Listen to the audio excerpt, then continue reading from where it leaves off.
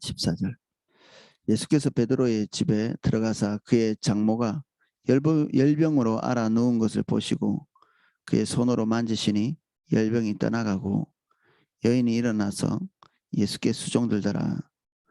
저물매 사람들이 귀신 들린 자를 많이 데리고 예수께 오거늘 예수께서 말씀으로 귀신들을 쫓아내시고 병든 자들을 다 고치시니 이는 선지자 이사야를 통하여 하신 말씀에 우리의 연약한 것을 친히 담당하시고 병을 짊어지셨도다 함을 이루려 하심이더라.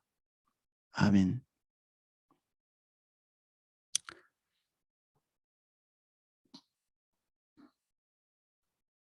한 절씩 내용을 보겠습니다. 예수께서 베드로의 집에 들어가사 그의 장모가 열병으로 앓아 누운 것을 보시고 이 베드로의 장모의 기사는 마태, 마가, 누가까지 공통적으로 이렇게 기록되어 있습니다.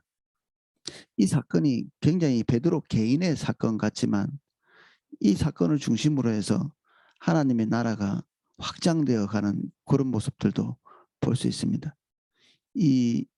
우리는 이제 하나님의 개입을 어떤 특별하고 종교적인 어떤 데서부터 출발할 걸로 이해하는데 이런 본문들을 보면 대단히 개인적인 어떤 사소한 문제 여기서부터 출발하는 경우가 종종 있습니다. 저 개인적으로도 이건 내 문제야 라고 생각하고 하나님 앞에서 풀어갔던 그런 문제들이 사실은 성도님들의 문제를 푸는 단초가 되기도 하고 그렇거든요. 굉장히 개인적인 문제인데 하나님께서 열어가시는 하나님의 일과 그다지 멀리 떨어져 있지 않은, 그래서 하나님께서 움직이시는 것이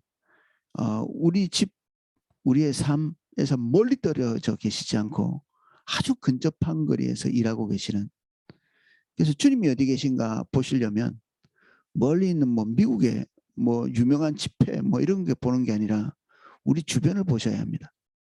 하나님께서 무엇을 행하시는지를 알려면 우리의 아주 가까운 곳에서 하나님께서 무엇을 하시는가 보아야 합니다. 우리가 주목해서 보면 보이고 주목해서 보이지 않으면 아주 그냥 가볍게 흘러갈 수 있는 그런 것들이 이 하나님의 역사입니다.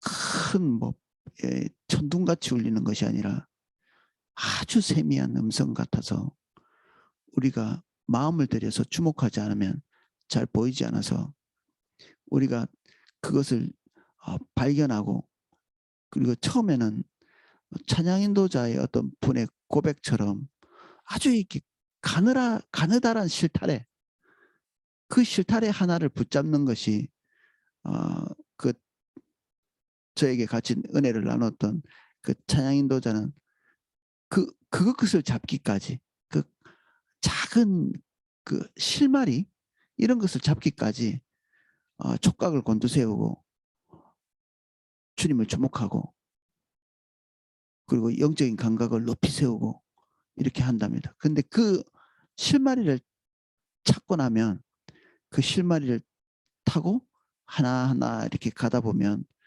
그 뒤에는 자기가 손대지 않아도 자기가 인도하지 않아도 하나님의 역사가 강력하게 임하는 그 장소에 가게 된다. 우리의 삶 안에도 하나님께서 일하시는 조그마한 그 실타래를 잡고 하나하나 이렇게 잡고 가면 그 끝지점에는 우리가 도저히 이렇게 손댈 수 없는 하나님께서 주도권을 가지고 행하시는 그런 일들과 만나게 됩니다. 첫 출발은 항상 실말이죠. 하나님의 하시는 일에 관심을 가지고 우리의 시간과 우리의 생각, 열정, 우리의 자원을 거기에 집중하기 시작하는 것입니다. 처음부터 대단한 것은 아무것도 없죠. 처음에는 하나님의 사이즈처럼 보이지도 않습니다. 아주 미세한 것들. 거기서부터 하나님의 역사는 일어나고 하나님의 모든 부흥들도 사실 자기 주변에 하나님의 부흥의 사람, 그 기도의 사람들을 보면 뭐 세계 선교를 위해서 처음부터 뛰어든 사람이 없거든요. 자기 주변의 모습, 목마름, 더 좁게 들어가면 자기 영혼의 목마름, 이런 것에 인식이 들어오면서 이것이 결국 하나님의 그 거대한 파도 같은 역사에 휘말려 들어가는 그런 계기가 되죠. 우리 샘물교회 성교의 로고가 파도인데 결국 그것이 우리 각 개인에게 찾아오는 것입니다. 또는 각 개인으로부터 출발하고 우리 포도나무 교회나 샘물교회 성교에 하나님의 중요한 일이 일어났던 그 시점들을 한번 살펴보십시오. 어떤 한 개인에게 시작된 일들이었습니다. 모두가. 이 군성교도 어떤 한 개인이 보게 된 것, 어떤 한 개인이 동참한 것, 이런 것들이 결국 큰 파도에 우리 전체의 공동체를 들어가게 하는 그런 일이 되었거든요. 그 오늘 우리가 굉장히 작은 일이다, 그렇게 치부할 필요가 없습니다. 하나님의 일은 작은 것이 없습니다. 하나님의 일은 작은 것이 없습니다.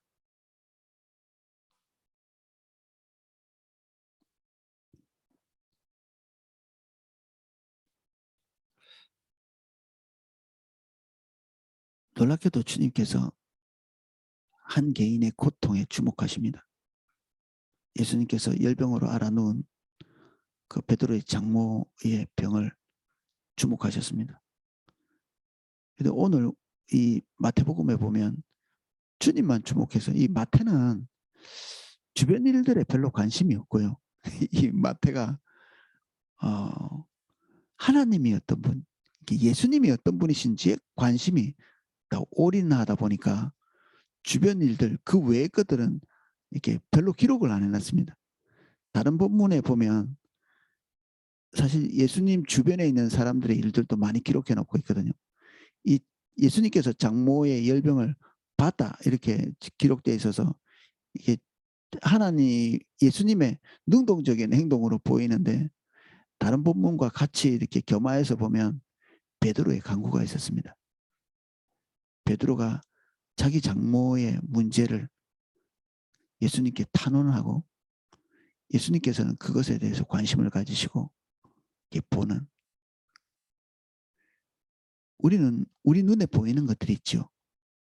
우리 눈에 보이는 것들. 이게 하나님의 역사를 잡는 이게 모티브가 될 수 있습니다. 아주 미세한.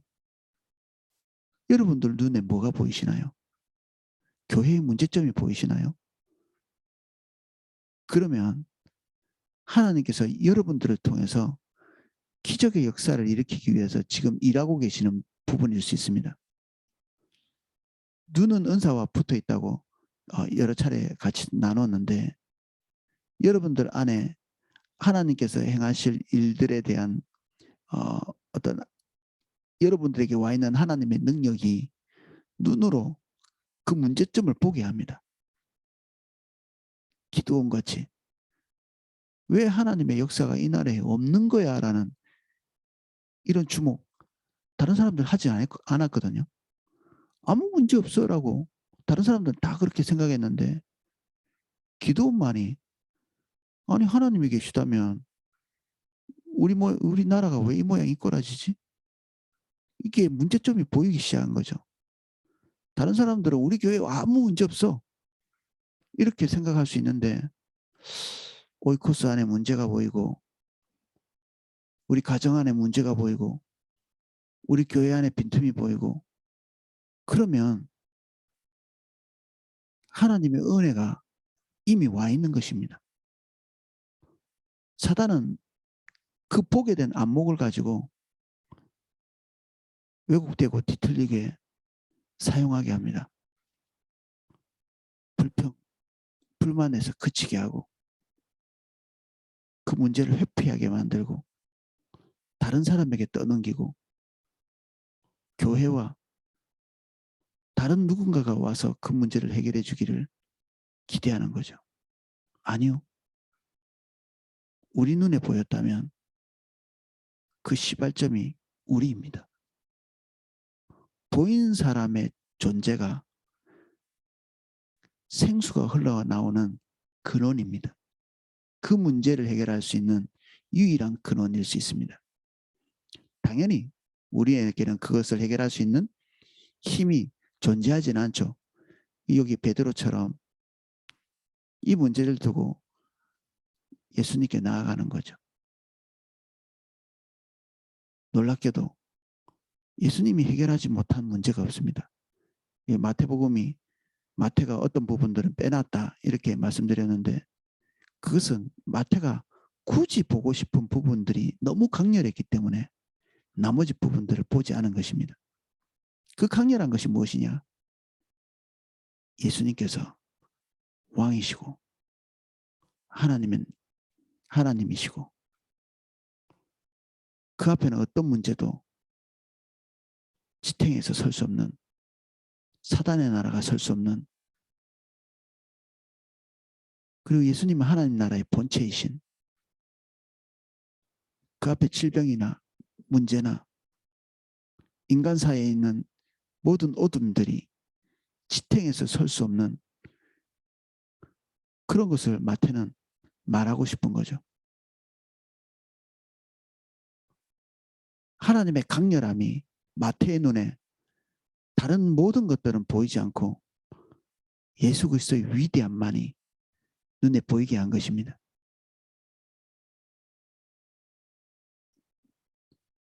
베드로의 강구는 그 눈에 보인 것들이 표출되는 그 시발점이 되었습니다. 우리가 목마르다고 느끼는 것, 문제 있어라고 생각하는 것, 이것은 반드시 은밀한 골방에서 주님을 대면함으로 새로운 부흥으로 가는 샘과 같이 그렇게 역사되어야 합니다.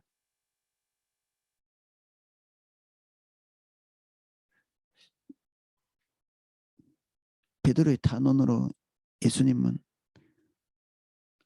장모를 주목하시고 그 열병을 주목하시고 이 문제점들을 해결하시고 건강이 결핍되어 있는 이 장모를 만지십니다. 그 열병이 떠나간 여인이 일어나서 예수께 수종드는 다시 하나님의 동참할 수 있는 힘을 주는 우리 개인의 모든 문제가 우리의 발목을 잡을 때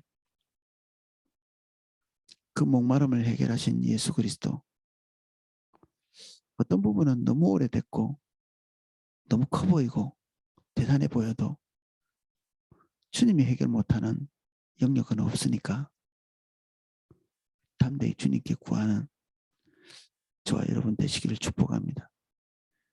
그 이후에는 만사형통이기 때문에 들어놓느냐? 예수께 수종드는 일 자연스럽게 우리에게 일어나죠. 그라사인에 대해서 우리가 기억하고 있습니다. 그의 삶에 하나님께서 오셔서 중대한 문제들을 해결하셨는데 그 문제를 해결하신 이후에 그는 데카폴리로 다녔다 이렇게 얘기하고 있습니다. 10개의 도시를 다니면서 많은 사람들에게 예수 그리스도를 전하는 바로 즉시 하나님의 소명과 관련되어 있는 부르심에 동참하게 되는 아무도 주저앉은 사람이 없죠.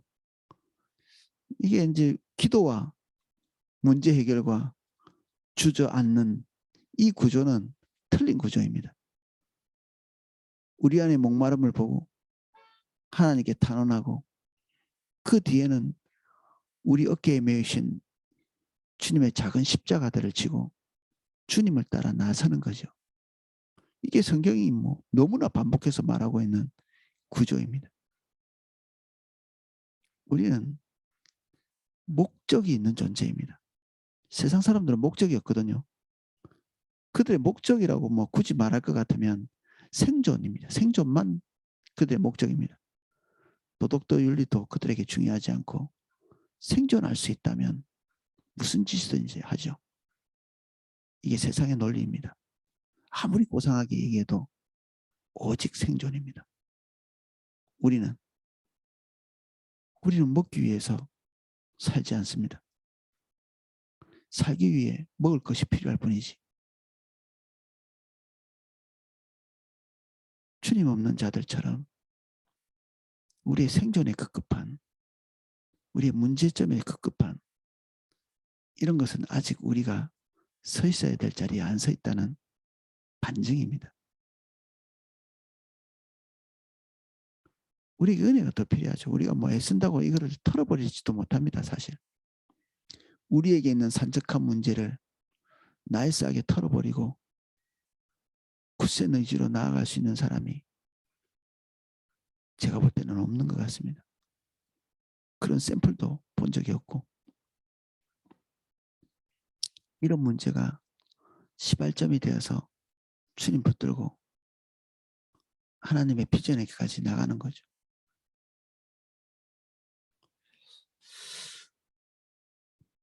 이 개인적인 일들이 어떤 결과를 가져왔느냐. 16절 저물매 사람들이 귀신 들린 자를 많이 데리고 오고 예수께 오거늘 안식일과 관련돼 있는 것 때문에 아마 즉각적으로 행동했다기보다는 해가 저물고 시간이 좀 지난 다음에 그 문제점 있는 자들을 더 많이 예수님께 데리고 오고 있습니다. 귀신 들렸다는 말은 사단의 통치 안에 들어가 있다는 얘기거든요. 어둠의 통치. 이거 우리가 상상하는 것처럼 뭐 당연히 귀신 들려서 정말 이해하기 어려운 그런 행동, 언어 이런 것들을 하는 그런 사람도 포함함과 동시에 우리가 뚜렷하게 그렇게 증상을 보이지는 않아도 하나님의 통치 가운데 들어가지 않은 그런 모든 삶, 그래서 일어나는 문제들, 그런 것까지 포괄적으로 예수님 오시면 해결이 됩니다. 어떤 문제의 해결점을 찾기 위해서 골머리를 앓을지 모르겠는데 결국 주님이 없는 것이 문제입니다. 주님이 없는 것. 월급이 안 올라서 문제가 아니고 우리의 인성의 문제라고 보기도 어렵고 이렇게 조절할 수 있는 것들이 조절이 다 됐는데도 불구하고 문제가 해결되지 않는 것은 우리가 진짜 문제의 해결이신 예수 그리스도께 우리가 집중하지 못하고 있기 때문에 그렇습니다. 예수님께 주목해서 어떻게 해결해 주시겠습니까가 아니고요. 해결할 방법을 주십시오라고 기도하는 것도 아닙니다. 그분 자체가 열쇠입니다. 그분 자체가. 그분이 우리가 해결해야 될 문제, 그 삶의 정황에 그분이 떡하니 오셔서 자리 잡으셔야 합니다. 우리는 어디에 있든지 예배해야 되고 어디에 있든지 주님과 교제하며 주님이 그 자리에 머물도록 우리가 있는 그 자리가 주님과 교제하는 그런 자리가 되어야 되죠. 회사든지 직장이든지 또는 우리 개인의 은밀한 장소든지.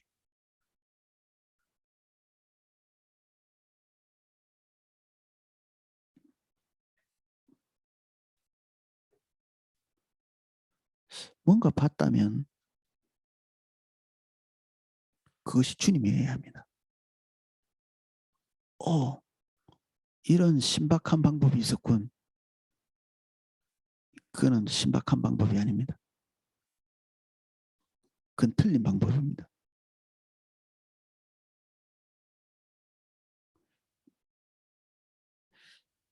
저물매 사람들이 귀신 들린 자를 많이 데리고 예수께 오거늘 예수께서 말씀으로 귀신들을 쫓아내시고 병든 자들을 다 고치시니 귀신들을 쫓아낸다.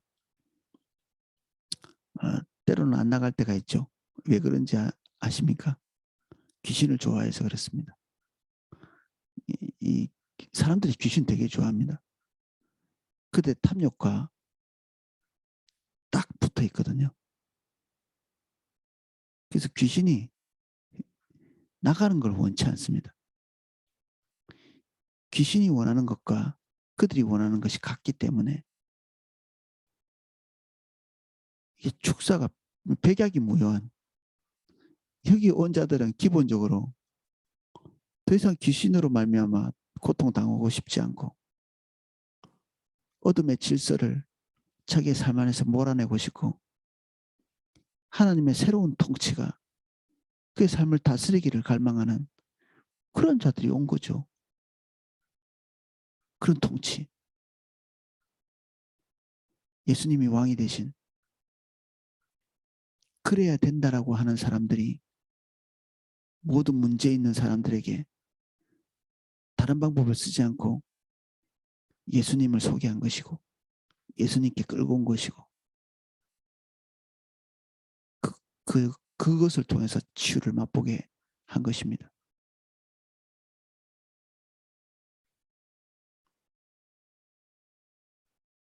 모든 문제 있는 사람들의 문제에 주목하기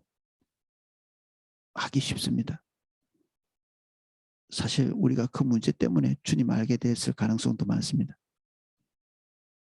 그 고통스러운 것, 다시는 생각도 하고 싶지 않은 육신적인, 정서적인, 그리고 관계적인 그런 문제점들, 그것이 지긋지긋하고 힘들고 고통스럽고 또 우리 마음에 외롭고 어두웠던 것, 그것이 지긋지긋하기 때문에 빛 대신 주님께 나온 거죠.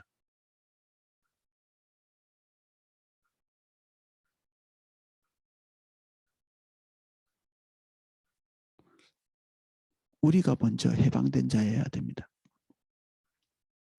우리가 먼저. 그래야 인도자가 될 수 있습니다. 좋은 리더는 좋은 추종자라고 여러 차례 나눴는데 우리가 주님 앞에 주님 따르는 추종자가 될 때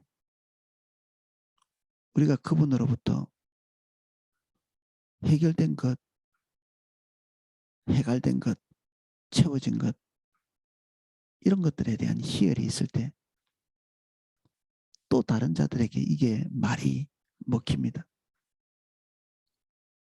우리가 나름대로 성실을 하죠. 우리 그리스도인들이.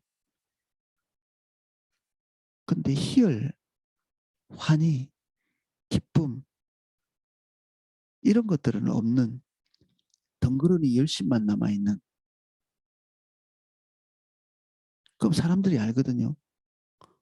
우리가 얼마나 무거운 짐을, 종교적인 짐을 지고 이 종교적인 굴레를 쓰고 고달프게 인생을 두 배나 더, 자기들보다 두 배 더, 그리고 자기들은 인생의 그 사적인 문제들만 이렇게 산적해서 그것만 끌고 가고 그거에만 올인하고 있는데 우리는 거기에 그것도 해결되지 않은 상태에서 종교적인 짐까지 지고 가고 있는 이중고.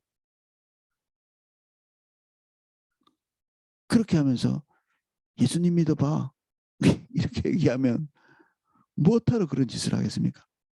그들 문제도 있는데 종교적인 짐까지 져야 되는, 어림도 없죠. 우리 안에 감동과 희열, 기쁨, 그리고 죄사함, 주님이 오셔서 우리의 삶을 통치하심으로 그분께서 당신의 생명을 흘려보내시고 있는 것, 이것 없이 우리의 자녀도 오이코스도 그리고 저도 대상자도 이 다 무익한 것입니다.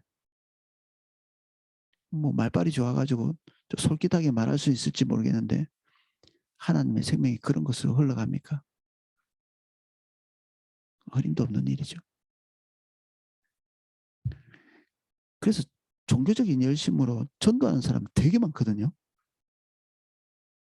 근데 사람들이 혐오합니다. 대체로. 즐겁지 않으니까 본인이. 하도 저 설교할 때 전도하라 이렇게 하니까 그 죄책감에 짓눌려서 복음에 대해서 얘기할지 모르겠는데 정말 내 안에 주님으로 말미암은 그 해결의 감격, 주님과 사는 기쁨, 행복감,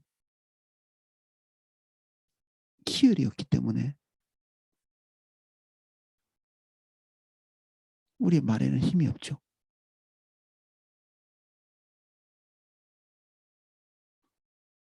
근데 오늘 우리가 달라질 수 있습니다. 오늘 달라질 수 있습니다.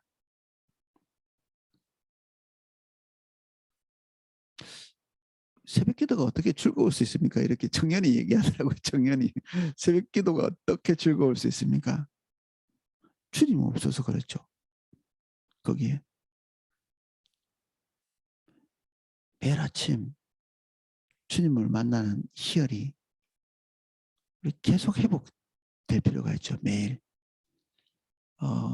새벽 기도 한 것이 우리에게 만족감을 주지 않고요. 새벽 기도 시간마다 희열이 있게 기도하십시오. 즐거움, 기쁨, 그리고 설레임. 그것이 없으면 여러분들 이제 곧 못 나오실 겁니다.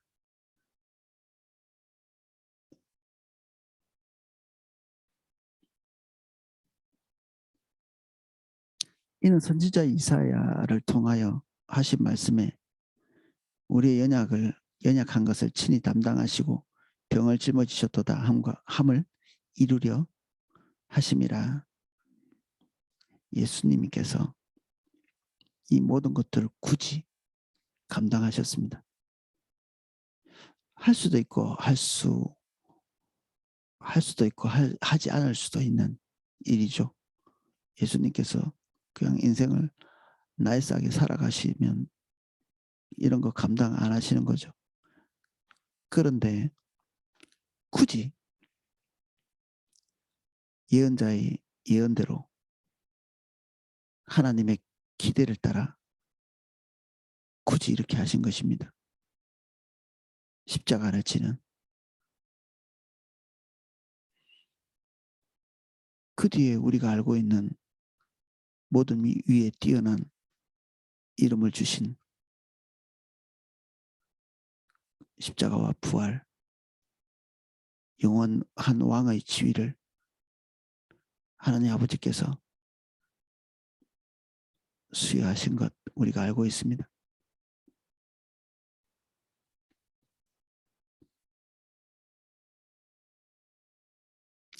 우리에게 있는 문제들은 해결되는 것이 아니라 예수님께 전가되면서 풀어집니다. 우리에게 있는 모든 문제는 사실은 다 자업자득이라고 볼 수 있습니다. 자업자득. 우리와 가까이 있는 사람들도 그 문제들 다 자업자득입니다.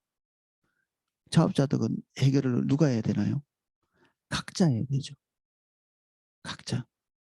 우리가 만들어 놓은 문제 우리가 해결해야 되죠. 근데 그 모든 문제들을 예수님께서 대신 짊어진 것입니다. 우리의 죄는 우리가 져야 마땅한 것 아닌가요? 우리가 만들어 놓은 문제는 우리가 해결해야 되고 우리가 몸 관리 잘못해서 병들었으면 우리가 다시 회복해야 되고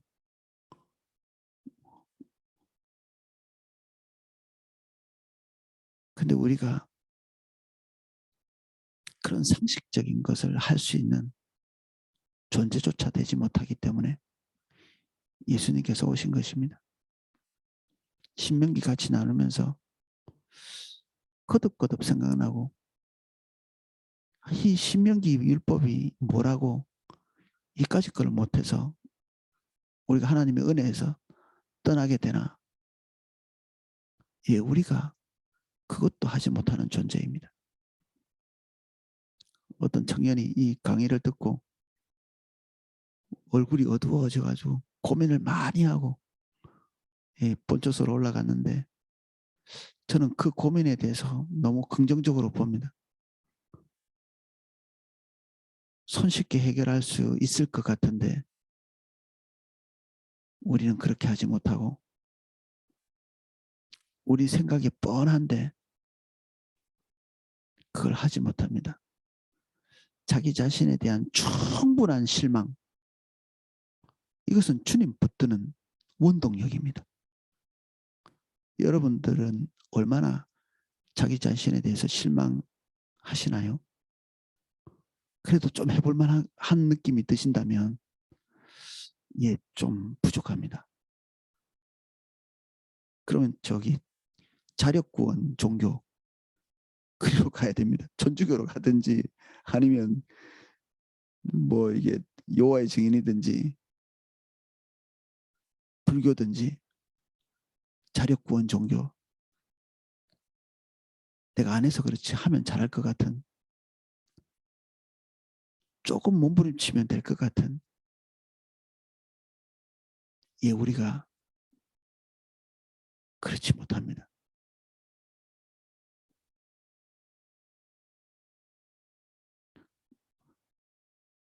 우리가 저항할 수 없는 모든 문제들을 가지고 주님께 나아가는 이 마인드 컨트롤 지금 하자는 거 아니거든요. 마인드 컨트롤. 그래, 내가 예수님 바라보고 힘을 내봐야지, 무릎에 힘을 줘야지, 다시 한번 일어서 봐야지. 아니요, 지금 그 얘기를 하고 있는 게 아니라 주님 앞에 그냥 머물러 있는 것입니다. 주님이 해결하셔야, 이거는 우리의 능동성에서 신의 능동성으로 넘어가는 것입니다. 하나님의 능동성으로. 그분이 능동적으로 움직이실 때까지 기다리는, 우리의 능동성은 어디까지입니까? 우리의 문제에 대한 인식, 그리고 이 문제를 주님께 맡기는 것. 이 맡기는 것은 일전에 같이 나눈 것처럼 예수님이 판단하신다면 그 어떤 길도 수용하고 받아들일 수 있는, 이미 우리의 손을 떠났기 때문에 그것까지 포함한 맡김입니다. 의탁, 의지. 주님은 신실하십니다. 우리가 상상하는 것 그 이상이죠. 얼마나 신실하시냐? 전적인 신실함을 가지고 계십니다. 믿을만 하신 분, 예수 그리스도. 오늘 그분께 우리의 삶의 전반적인 부분들을 내어 맡기는, 그리고 기도하는 저와 여러분 되시기를 예수님 이름으로 축복합니다. 기도하겠습니다.